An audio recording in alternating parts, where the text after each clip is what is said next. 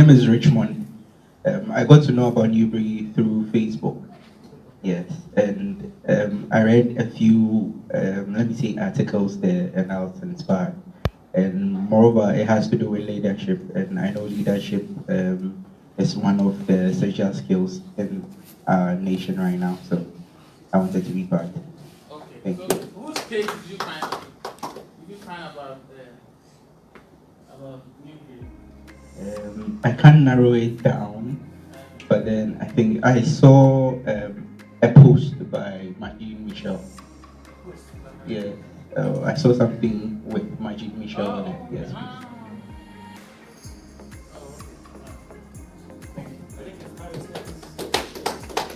Is it Harrison? And your post? Is it your post? You posted it. Hey, Harrison. Who else? And Roy. Roy is from Gabon. Yes, Roy. Okay. But let us hear you.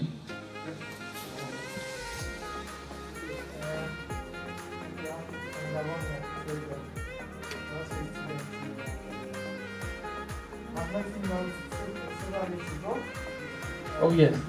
They used to come to my conference.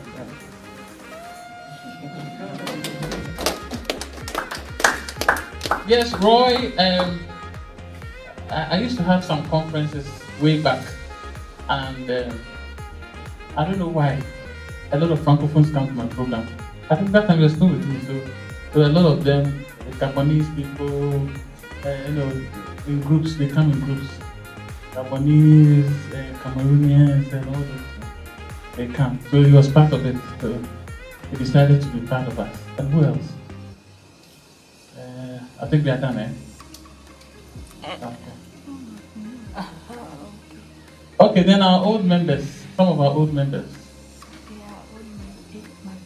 Let's welcome Majid and Andrew.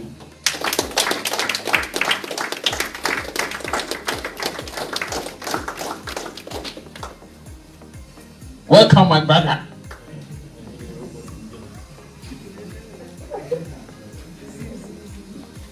And then, Yaw, say something.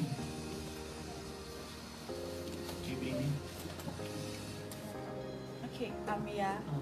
I got to know of Newbury through Joycelyn, and since it's about leadership and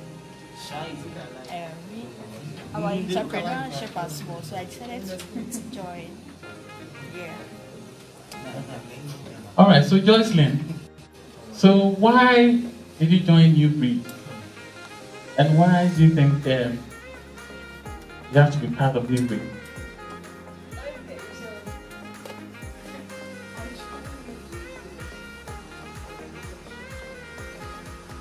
anything leadership is something that I joined also to impact lives. Since it's also Christ-based, it's not just leadership, but it's also Christ-based. All right. Okay. Anybody has anything to say? Does anybody have something to say? Okay, we are going to start our presentation. During the first section, we had a nice time. And I believe this second section too, we are going to have a nice time. We are all going to contribute towards this presentation. And as we all saw on the flyer, our topic for this leadership retreat is habits of highly effective visionary leaders. Habits of highly effective visionary leaders. And as my brother is here, maybe you add something to it. He's a leadership architect.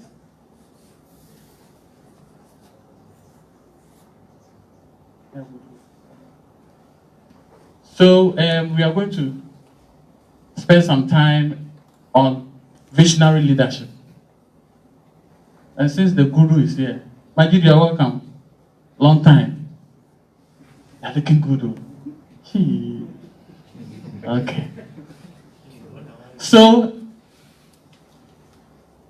we want to define what visionary is and what leadership is all about. So what is visionary?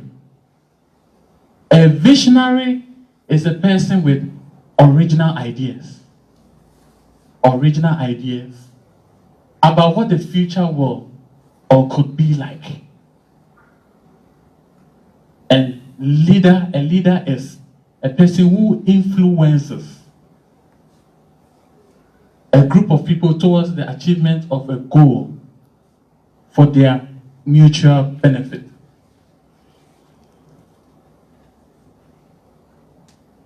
So I hope you understand what I'm saying. A visionary is a person with original ideas. So who is a visionary leader? And in the first section we said, a visionary leader has a clear mental picture of the future. And that is what? Vision. So you must have a clear mental picture of the future. And 2, you must inspire others to action. Inspire others to action. And you don't just inspire others to action, you sustain energy. So you may have a vision, you may have people who are helping you to attain the vision, but you must be able to sustain energy. And that's what we call, you must be able to motivate the people you are working with in order to help you to achieve your vision. So visionary leaders have these 3 things. And this is what I did with the Venn diagram. I said, a visionary leader has a tangible destination. A tangible destination, and that's your vision. Vision is having the end in mind. What you want to be, what you want to have, and what you want to do. So you have a tangible destination. At the same time, you engage people, and then you sustain energy. So a visionary leader must have these 3 things. First, have a tangible destination, engage people in attaining your vision, and also sustaining energy. So you may have vision, you may have people you are working with, but if you don't motivate them, if you don't sustain energy, you have what? Lack of what? So you must have all these 3 things. If you want to be a visionary leader, you must have all these 3 things. And the other one is, you may have people you are working with, you engage people, you motivate them, you engage them, you sustain energy, but if you have no direction, you are going nowhere. I hope you are getting me. And then I said loneliness. Tell the one next to you, loneliness. Loneliness. So do you know that you can be a leader and be lonely?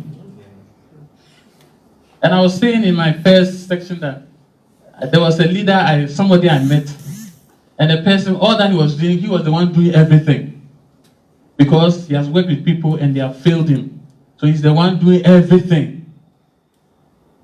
Paying his bills, sweeping his house, doing everything. Doing his own appointments, doing everything. So the person has a vision.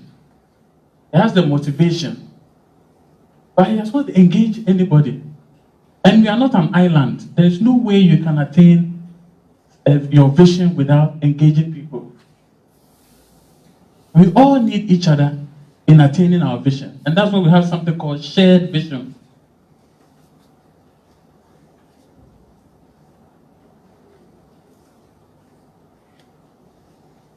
So now I'm going to take you through the habits of highly effective visionary leaders. Visionary leaders are purpose-driven. Purpose-driven. So you cannot be a visionary leader without purpose. Each and every one of us have purpose. And as Miles Monroe will say, that without purpose, you are nothing. So purpose-driven simply means the reason for your being. Your reason for being and giving yourself totally to it. Each and every one of us have purpose. Oh my God, isn't it? Each and every one has purpose. We have purpose in life.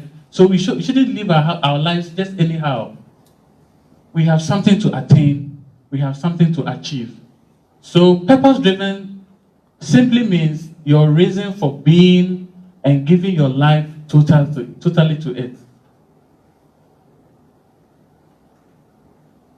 So the Creator has decided what He wants us to be. We are the creation, and we have to discover. We have to discover what God has destined us to be. So the Creator decides, the creation discovers. The Creator has decided what He has intended for you to become. You don't intend to become what you want to become. He has already destined you for greatness. It is up to the creation to obey and cooperate to be what God has made him to be.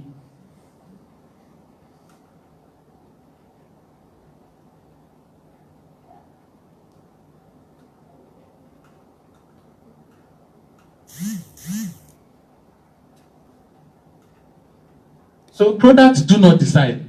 Have you seen a product deciding that he wants to be something? It is the manufacturer. It is the manufacturer that decides what he wants you to be. So we are the product of God. He is the only one who can reveal the assignment he decided for us at birth. He alone can decide what he wants us to be. And I love what Miles Monroe said. Miles Monroe is a leadership consultant who died in a tragic incident some years back. And he said what? He said, the greatest strategy in life is not death, but a life without a purpose. And it's true. The greatest strategy in life is not death, but a life without a purpose. So visionary leaders have to be what? Purpose-driven. Secondly, visionary leaders deploy their tasks. And what I mean by tasks is your talents, your abilities, your gifts, and your skills. These are synonyms, but they have some slight difference. Your tasks, your talents, your abilities, your gifts, and your skills. So visionary leaders do an inventory of all that they naturally love to do and deploy it in returns for a reward. And I told you in the first section, those who are at the first section, I said, you must do an inventory of yourself, what God has given to you. Each and every one of us here, God has blessed us with something. Even the madman on the street has something to offer. So none of us is good for nothing. God has something for us. It is up to us to sit down and do an inventory of what God has given to us and give ourselves totally to it. So visionary leaders build their daily agenda around what they truly and continuously love. Ask the one next to you, what do you love doing? What do you love doing? Is it acting? Is it fashion? Is it governance? Whatever you find yourself doing. And I was telling the first section that I met Joe Metal just once. Just right here at Jan Someone's house. Where you rehearsing. Just one day. We met and then we had the rehearsals. And that's when I got to know Joe Metal. The next time I saw him, he was a celebrity. Because he decided not to stay in his room and sing to his wall or sing in the mirror, but he decided to use the gift that God has given to him to be a blessing. And now he's found all over. Last time who met him? Adam, you met him, eh? Yeah, Adam took a picture with me and said, do you know Yaw Adjei-Fordjour? I said, yes, I know him. My head became like this. But I just met him just once.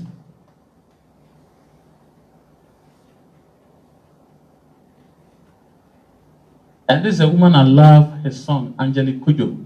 I love African music. And this woman said to herself that this year he's going to get the Grammys Award. And January he got the Grammys Award. He got the best what? Music award.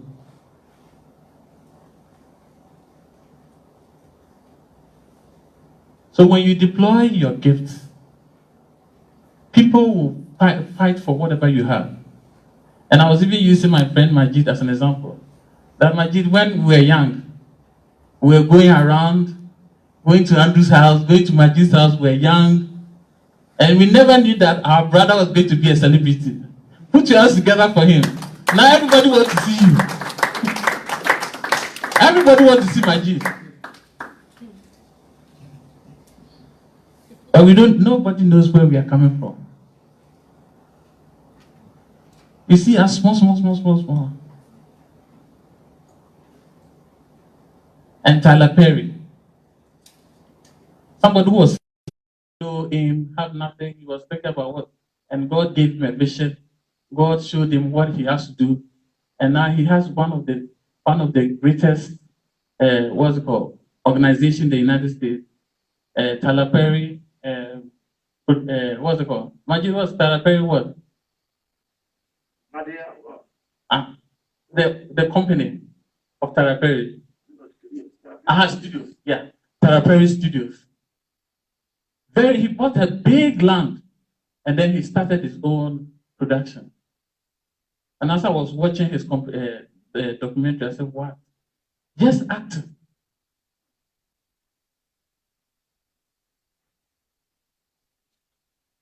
Sarah Williams. I nearly used my Ashanti accent. Sorry. Sarah Williams.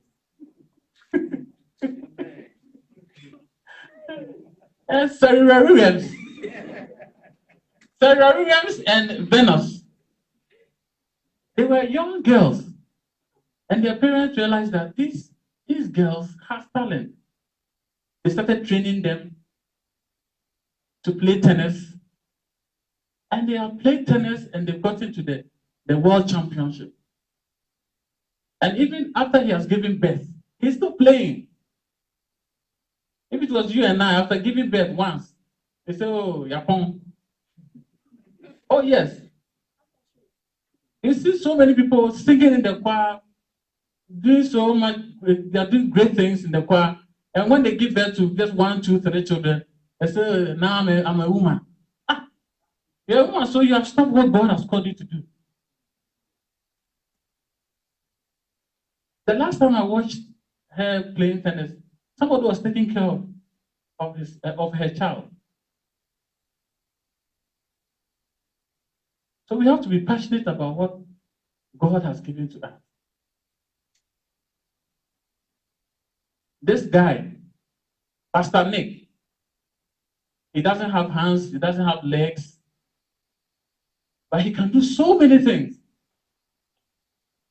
This guy has a master's degree in finance and then a financial accountant and then planning. So we have no excuse of not going to school.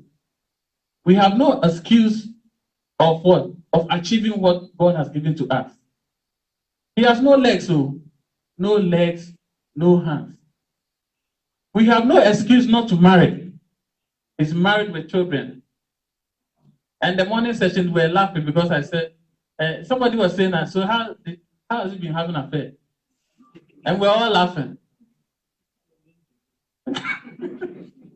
So if this person is married and have children, you have no excuse. So you have no excuse of going to school. to get 2 masters. If it was Ghana here, he would be standing at circle, doing sulala. Sulala, give me 10 pesos, 10 pesos, 10 pesos. But he decided to rise above his disability and impact lives. I think he's been to Ghana about 6 years ago or 7 years. And a lot of people went to listen to him at the stadium. So we have no excuse of becoming what God has called us to be. So if your love for computers, if you have love for computers, you will discover a natural inclination to understand this computer age. If you love to work on cars, you have a natural wisdom towards mechanical things. You love to work with mechanical things. So what do you love to discuss? Ask the one next to you, what do you love to discuss? Or what excites you? What do you love to hear about? These are clues to your task. And last time I was listening to T.D. Jakes. He said he met the former Secretary of State, Colin Powell, and he was talking about his outreaches in the prison. And all that he was saying was, okay, okay, okay. Because that is not his area. He's ready to listen to something about governance, politics, and law. Because that is his area. So you realize that if somebody is not excited about what you're saying, it means that he's not ready to listen to it. That is not his area. And he said he kept on talking and he was doing blah. You know how to take for the house, doing blah, blah, blah, blah, blah, blah. He was not listening. All that he was saying was, okay, okay, okay, okay. So you must know what excites you. And you must know the network that you have to join. You must know the network that you have to join. So that's what, so your assignment is write down your tasks. So take your pens. I want you to write your talents, your abilities. Do an inventory of yourself right now. I want you to write it in your book. Right now, your inventory. You do an inventory of yourself.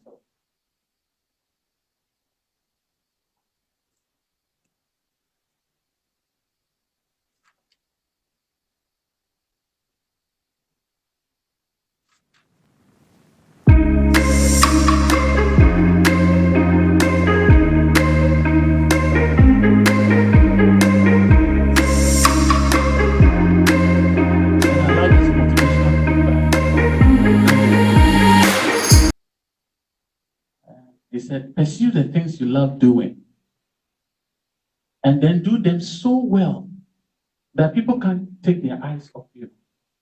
Pursue the things you love doing and do them so well. What is he talking about? Doing them so well. What is he talking about? He's talking about excellence. And I love what T.D. Jakes said. He said, excellence creates capacity. So once he said, pursue the things you love doing, he did not stop there. He said, and then do them so well. So we shouldn't do things just in a mediocre way or be complacent with what we are doing. We have to do it so well, and that is excellence. So that people can't take their eyes off us. And you realize that people can't take their eyes off Majid. Or Majid did not be so. Everybody wants to see Majid. Because he decided to work on his acting industry. So everybody wants to see Majid. Everybody wants to be like Majid. Some are even using creams to be like Majid. Hey Majid, I saw somebody like you. I said, is this Majid? I think the person looks like you, so he wants to be like you. And I heard that he was a little bit darker. He was just trying to be Ugroni. She come in. You can marry a Lebanese. So you pursue the things you love doing, and then do them so well that people can't take their eyes off you.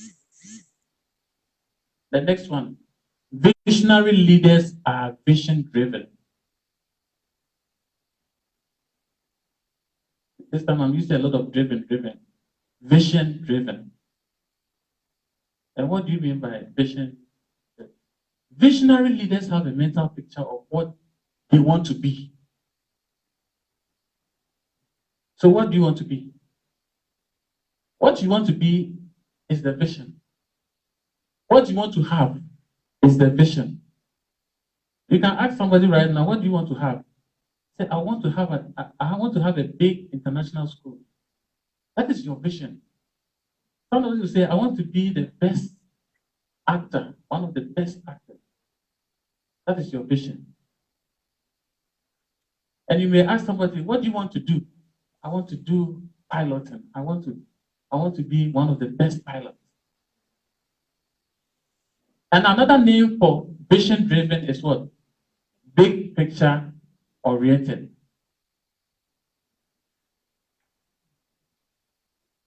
So visionary leaders create vision, passionately articulate the vision, and relentlessly drive the vision to completion. That is what visionary leaders do.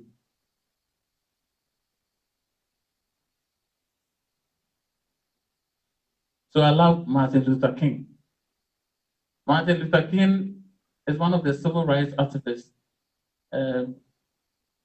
who stood up against segregation in the United States, alongside Rosa Parks and all those civil rights activists. And he said, so he organized against racial or class injustices.